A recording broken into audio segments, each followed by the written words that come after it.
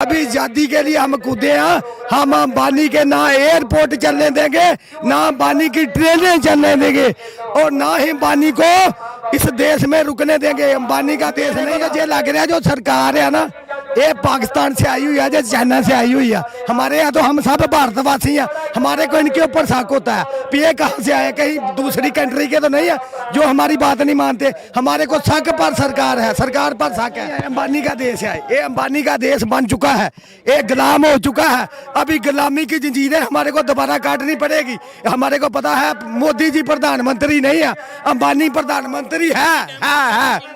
अंबानी ही प्रधानमंत्री है हमारा, मोदी प्रधानमंत्री नहीं। जो से गुलाम हुआ, अभी तीसरी बार अंबानी गुलाम करने जा रहा है हमारे देश को।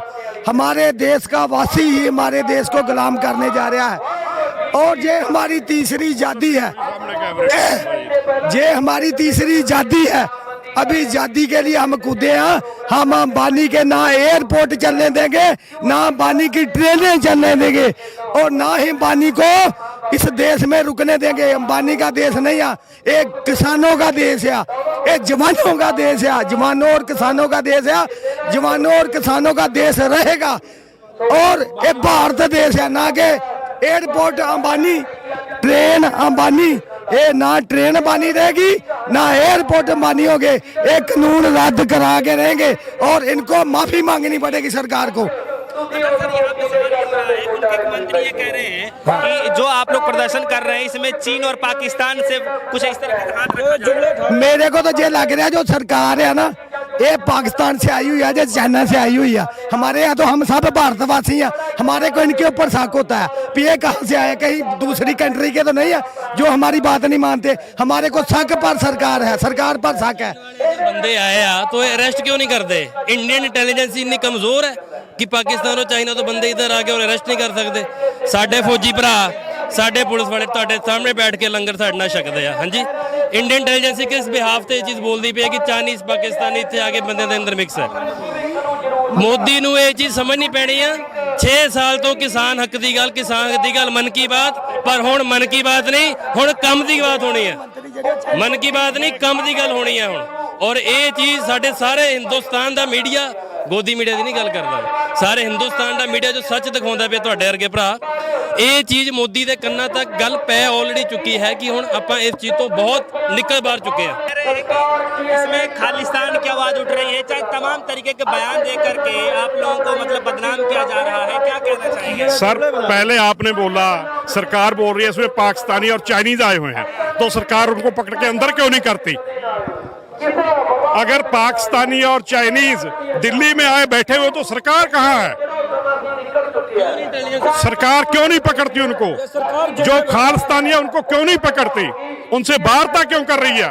इसका मतलब है सरकार पाकिस्तान से वार्ता कर रही है, सरकार चाइनीज से वार्ता कर रही है। सरकार की सिक्योरिटी कहाँ है?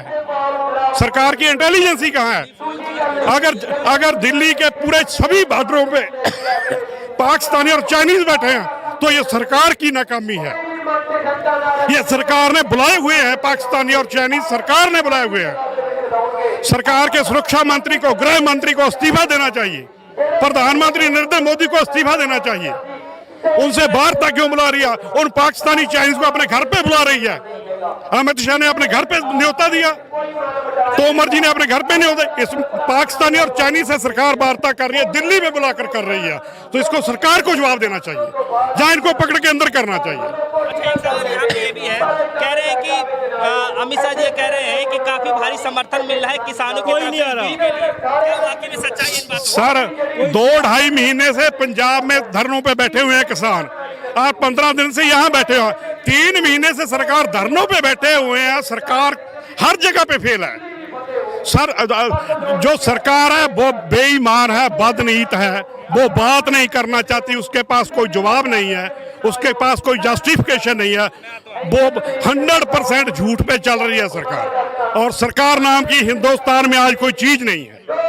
इतना जानमानस कभी भी सड़कों पे नहीं उतरा, आजादी के इतिहास से पहले उतरा होगा, आजादी के इतिहास के बाद इतना जानमानस कभी भी सड़कों पे नहीं उतरा। एक बात बताइए कि संशोधित करने के लिए सरकार तैयार है, तो क्या आप लोग इससे मान जाएंगे? अगर संशोधन करने के लिए तैयार है, इसका मतलब बिल गलत है। किसी ने कोई चीज मांगी नहीं, मैंने आपसे कुछ चीज मांगी ही नहीं। आप मुझे धक्के में मेरे गीजे में डाले जा रहे हो तो मैंने तो लेना नहीं है। चाइना के साथ फ्रंट खुला हुआ है। बांग्लादेश की जीडीपी जिसको हमने याद करवाया 1972 में, बांग्लादेश की जीडीपी हमारे से ऊपर चली गई। हम कहाँ जा रहे हैं? जितने हमारे पब्लिक सेक्टर के जितने भी आज तक 70 साल में जो बने थे, जो पीएसयू सभी बेच डाले। 28 बैंकों से 16 बैंक रह गई। रेल बेच दी, सेल बेच दी, क्या छोड़ा है? वार्तालाप हुए जा रहे हैं, लेकिन जो समस्या का समाधान है वो निकल नहीं पा रहा है। ऐसी स्थिति में एक आखिरी वार्तालाप के लिए बोला जा रहा है। अगर उसमें आप लोगों के पक्ष में नहीं आता है, फिर कैसे? सरकार वार्तालाप करना चाहती, उसको खत्म करना चाहती, पहले ही वार्तालाप में खत्म हो जाता। भाई हम किसने कानून मांगा? ये मांगा है किसानों ने कानून, किसी जथेबंदी ने मांगा है? किसान मांग रहे हैं स्वामीनाथन रिपोर्ट की उसका लागू करना मांग रहे हैं, सरकार दे रही है तो हमको कारपोरेट के हवाले करने जा रही है। किसान तो फिर भी बच जाएगा। किसान की 1800 रुपए किलो वाली 1500 ले लेंगे, कोई बात नहीं, लेकिन कंज्यूमर को 100-150 रुपए से कम नहीं मिलेगी। ये सबसे ज्यादा यहाँ कंज्यूमर मरेगा, मजदूर मरेगा, छोटा दुकानदार मरेगा। सबसे पहले कंज्यूमर मरने जा रहा है। ये किसानों का आंदोलन कंज्यूमर का है, आंदोलन पूरे देश का है, आंदोलन छोटे व्यापारी का है, छोटे दुकानदार का है, लेकिन लड़ रहे हैं किसान। इनको धन्यवाद करना चाहिए किसानों का। तो क्या ये लड़ाई जो है ये तभी खत्म होगी जब पूरी तरीके से वापस होगा? तीनों कानून वापस लेने पड़ेंगे। सरकार को देहांतदारी से आना पड़ेगा। सरकार को मानना पड़ेगा कि हमारी प्रजा है। अगर सरकार मानेगी ये पाकिस्तानी है, चाइनी है, तो कैसे हल होगा? आप बताइए कैसे हल होगा? तो फिर ये तो अमित शाह को इस्तीफा देना चाहिए। फिर अगर वो होम मिनिस्टर है और जहाँ कोई फंडिंग कर रहा है, कोई चाइना से कर रहा है, कोई किसी ये किसकी ने ले किया जी? ये तो अमित शाह को इस्तीफा देना चाहिए। अगर हम किसानों की बात करके खालिस्तानी हमें बोलते हैं तो बोले, हम गाल में पट्टा डाल लेंगे। फिर क्या करेंगे जी?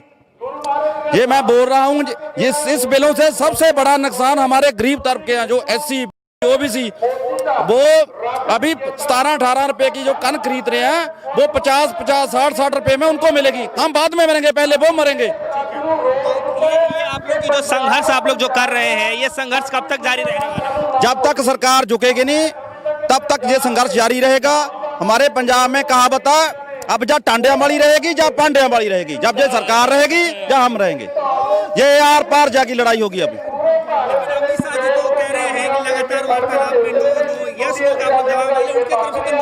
अमित शाह जो 5 मिनट किसी के बात सुनने के लिए पहले प्रोटेस्ट हुआ, जो NRC के लिए था, किसी ने टाइम दिया था, वो हमारे जो बुजुर्ग हमारे किसान यूनियन के नेता जाते हैं, उनको गेट पर लेने जाता है और गेट तक छोड़ने जाता है। सरकार की जो पाँव हैं वो गर्म हो चुके हैं, अभी इसको आग बलने की बाकी है बस। अगर ऐसे ही चलता रहा, आप देखोगे 10 दिन में 20 दिन हरियाणा की सरकार गिरने की कगार में आ गई है, इनका नंबर लग जाएगा। एक हरियाणा का, इसको खट्टर को भी बता देंगे ना, जो हमारे रुकावटें पैदा की थी ना उसने, अभी उसकी सरकार को आप देखोगे आगे। अगर ना करेंगे ये सरकार भी जाएगी इसकी, और आगे इसका नंबर लगेगा मोदी सरकार का। एक सवाल यहाँ पे ये भी उठ रहा है कि जब किसान वार्तालाप करने जा रहे हैं तो बैठाने के बाद वो कहते हैं कि हाई कमान से बात की जा रही है। अरे जब इतने बड़े गृह मंत्री बैठे हुए हैं और बड़े नेता बैठे, तो हाई कमान और कौन है? देखो, ये किसान प्रोटेस्ट को डिरेल करने के लिए ये टैक्टिक्स होते हैं सरकार के। ये हमारे जो किसान यूनियन के लीडर, उन्होंने सब कुछ देखा हुआ है। ये जितना जोर लगाना चाहते हैं लगा लें, ये ना तो संघर्ष टस से मस नहीं होगा, और सरकार को पता लग जाएगा आने वाले दिनों में कि ये प्रोटेस्ट। मोदी सरकार को 7 साल हो गए, कब आया पंजाब के किसान दिल्ली, कब आया हरियाणा का किसान दिल्ली? अगर हमारे को पीड़ा है, हमारे दुख है, तभी आए ना, तो तब तक नहीं जाएंगे। हम फैसला कर आ चुके हैं, भी जिंदा नहीं जाएंगे। अगर ये कानून नहीं ना हमारे हक में हुए तो हम ऐसे नहीं जाएंगे। मोदी शाह का हाईकमान अडानी अंबानी है, ठीक है? मोदी शाह का हाईकमान यही है, और उनका कोई हाईकमान नहीं है किसी का। एक बात मैं आम पब्लिक को बोलना चाहता हूँ, जो रिलायंस का प्रोडक्ट है, जो भी जियो का है, जो रिलायंस के मॉल हैं, जो जितने भी इसमें जो भी एसेंशियल गुड्स हैं, मैं आम जनता को बेनती है, इनका बॉयकॉट करो। जब तक इनका बॉयकॉट यही सरकार चलाते हैं, ये बिल भी यही लेकर आए, ये मोदी शाह नहीं लेकर आए, ये यही लोग लेकर आए हैं।